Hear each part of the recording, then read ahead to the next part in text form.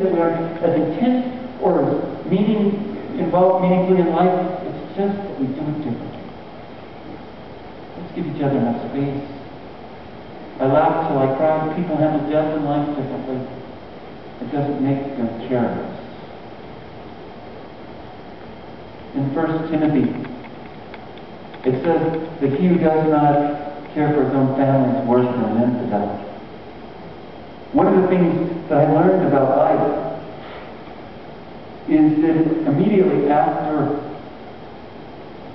their finding out that my dad had passed away, the Tucci family reunion began. How many of you know what Tucci? I see 3 or 4 people. Yeah, you're from Washington, right? Washington background. Tucci stuff you have.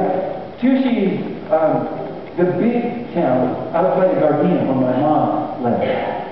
Tucci has a gas station, a grocery store, and a pharmacy, and it's all the same building.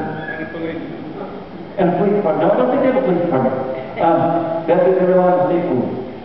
They have a welcome, and I keep my mom a welcome and thank you for coming on the same time. And it just has one both sides, but she told me that wasn't quite true.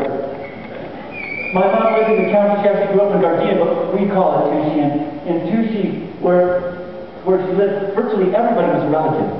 My mom was one of 8 brothers and sisters, and her family before that, more brothers and sisters, cousins and aunts and uncles. And whenever you went to Tucci, you introduced my aunt, carried the paper wrote articles in the paper, and she would list the relatives. And when we were going on vacation, it was exciting. Eventually realized this was a family place. The Tucci family reunion began immediately. They came in waves, groups at a time. Family members coming, bringing food and jokes and smiles and tears. And there was no place in the house, even though it was a little house, there was no place that was empty. Because it was filled with family. Family there to support and to care, and the warmth just came, and it was like a big blanket coming over my mom to keep the chill of death away. I began to think how important family is.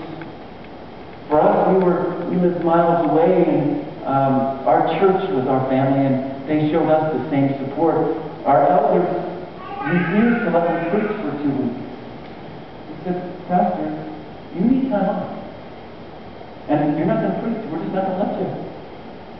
They offered to drive us. I said, we can make it. It was snowing. They said, no, we're driving you. They came around us.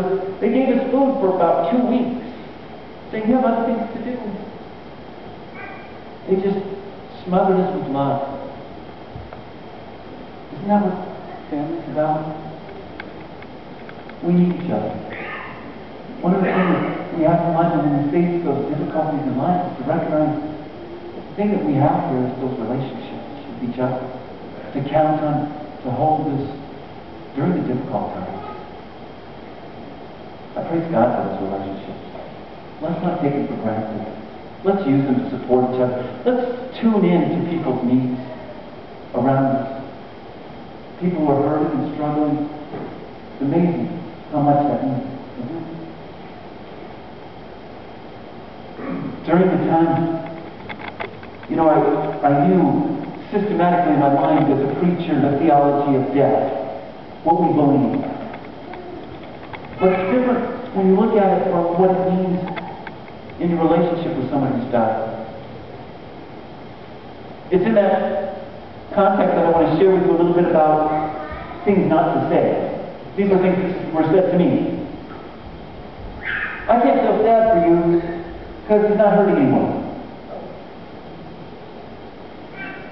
Well, he may not be hurting, but that's because he's dead. That's not a good thing, in case you haven't noticed. And I know that people say things well-meaningly, but they actually hurt a lot of people. We need to step back and think again of what we're trying to say. God must have needed him more. Well, these would not have been friends. God must have needed him more. Quite frankly, I think God can be fine without him. Honestly, I think God's doing a great job. And if he needed him, he didn't need him up there. As if he were up there. He wouldn't need him up there. I mean, I think he's think God has it under control. God needs him more, as if God snatched him from us. He gave me a bad picture of God. I lived a long, full life. How many of you at 67 years of age will say that 68 is a long, full life?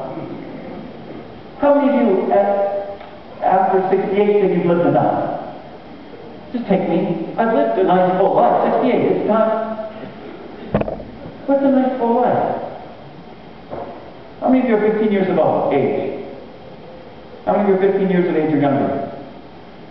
Nice full life. Long enough.